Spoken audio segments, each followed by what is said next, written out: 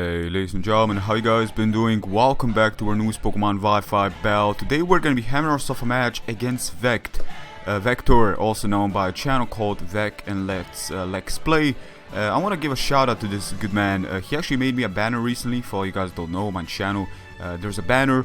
I didn't know he's gonna make it. I was trying to make something for myself in the future, but he surprised me, and I want to thank him for that. I want to give a shout out to this guy because his technology stuff really just are incredibly inspiring. He's always step ahead, and his quality to Wifi bells are top notch. He's got those show food quality, if you know what I'm saying regarding Sun and Moon. Go check him out. Definitely recommend. Link in the description after this match is done. So with that being said, ladies and gentlemen, let's go right into it. He's gonna lead with Tapu Lele, which is the first time facing it. I'm pretty sure I should be taking this. I didn't do any calcs, but I got this big hold of hope onto my Marowak here, and he does not disappoint. Taking out a Tapu Pokemon so early is definitely a change I want to be making in basically all games if I could. So Edgeworth is gonna come in, and for guys that can be familiar with the games such as Ace Attorney, he's all about that court, he's all about that judge, witnesses, and all about proving guilty and so forth. I've actually played some of those games. I love them. They're all about thinking, and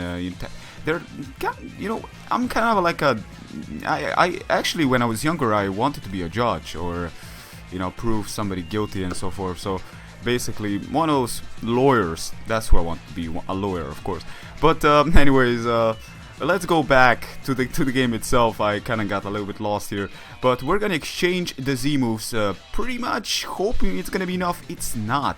So Continental Crush was actually not enough, as he's gonna retaliate with an incredible, powerful, sinister move, Sinister Error, and it's also his signature Z move, which is gonna annihilate Nihilego, unfortunately enough. So I was so sure I will be able to take this thing down, but I'm running Timid, and I guess that Timid definitely made a change here.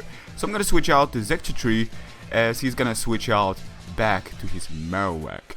Now Marowak, I was expecting this, so I'm gonna Hidden Power, definitely expecting the switch, and I'm doing super effective damage, but I aren't doing it enough. And with lefties this is definitely not gonna be a 2-shot, plus seeing the damage on the first turn, this is not even close to 2-shotting. So I have to switch out. I'm gonna switch out to my Flygon. I do avoid this Earthquake quite nicely here. I was kind of debating whether or not he's gonna Flare Blitz. That could still do a lot of damage because it's a Marowak, and it's one of the strongest Flare Blitz in the game, outside of Hihidruma, maybe a couple of others. But I'm gonna go for the DD here, and he's gonna make an exceptional move. He's gonna stay in and be, objection. Just going for that Will-O-Wisp and make, and he's gonna prove me wrong here. As you guys can see, I was trying to stay in here, trying to set up and get something done with this guy, but it seems that he's not gonna allow that to happen. He's got all that proof in his pockets, and I'm burned. So what can I do? I can at least take this Edgeworth down. He's been proven guilty, and for that he must be set to basically be set to jail for 200 years. You know those court sentences when they actually say 200 years? I'm like, what is this, comedy or something? What is that? This is like a death sentence. May as well put me on a chair. But not freaking 200 years. What is that even? Like taking a picture of a celebrity naked and you get like 700 years? I'm like, what the hell?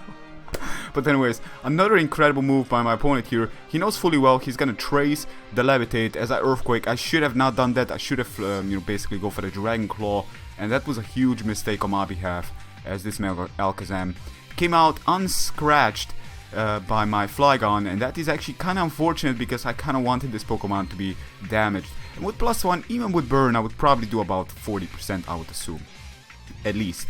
Because it's a Mega ALAKAZAM, it's not the regular ALAKAZAM, would probably do about 60. But anyways, I'm switching out to this guy. I know I can take anything, any move from ALAKAZAM and retaliate, but he's gonna switch out to Hydreigon, taking my Steel type move.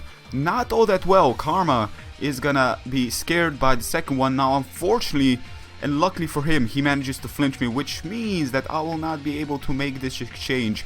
Taking this Pokemon down with me would be an incredible exchange into my favor. Basically, I would have taken it out, but then the other Pokemon would have come in and take me out, which would be very good because I would have had the switch pivot, switch initiative, do we say, and my Pokemon would still be of some use to me. But with that, with that flinch going on, that was actually pretty unfortunate. So, anyways, I'm gonna make a double switch here. I'm pretty sure he's either gonna Fire Blast. That's why I made a double switch into Xerxes to take a Fire Blast. I know I can take one. It's unstabbed Fire Blast, even for Life Orb. I know I can take one, but Marowak is not the Pokemon I saw coming.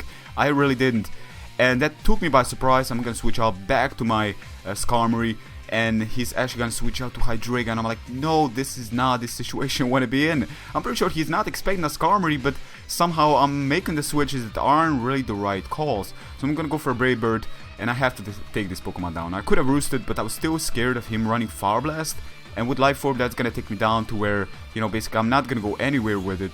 So I may as well just go for the roost, and hoping that I can roost against his Marowak later on, which would be very hard because he's got Earthquake.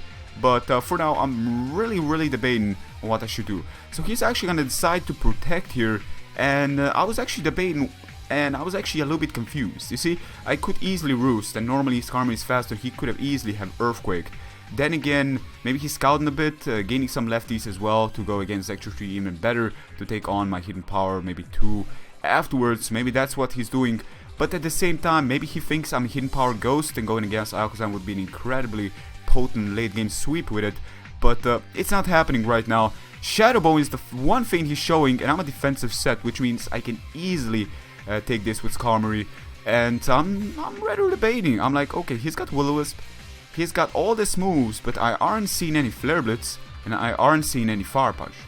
Now, Protect is definitely not something I was expecting, but he has to have something else. So I'm gonna go for a Brave Bird, as he's gonna switch out to his Celesteela, and Celesteela is the first time actually facing it in the game, and that's basically all the spotlight it had. Those few seconds right there, is all the spotlight Celesteela had by the face of monster that is the Skarmory. She plays no games. As you guys can see, Skarmory is actually a very potent Pokemon. I know the Celesteela is the other one. This is Pheromosa, right? Pheromosa. The Celesteela is the big tanky Titan thing. Pheromosa is the one we actually saw. So don't mind my narration mistake there. But basically, what I'm saying is that Skarmory, is an incredibly good Pokemon against that, and Celesteela does have an edge to a certain extent regarding typing to a certain extent, but they both play a little bit different role. As you guys can see here, I had to lock myself into Hidden Power because he had the Marowak, so I couldn't lock myself into T-Bolt, and that is how the game went. So basically, incredible match, Vec. Lots of potent moves on his behalf. I really wanted to I'm pretty sure I could have made this game a little bit better if I didn't make some mistakes there. Some hacks happened, but it was very minimum, and the outcome, I don't think it was all that, to be putting it out there. I think this was a very worthy match of a layout, and honestly, he played his might, and he outbeat, he just beat me up with his game, and all kudos to him. So thank you very much, fan, for the bell. Hope you guys have enjoyed with me, and again, go check him out. Link in description. You will not be disappointed. But until then, take care of yourself and have a good one. Peace.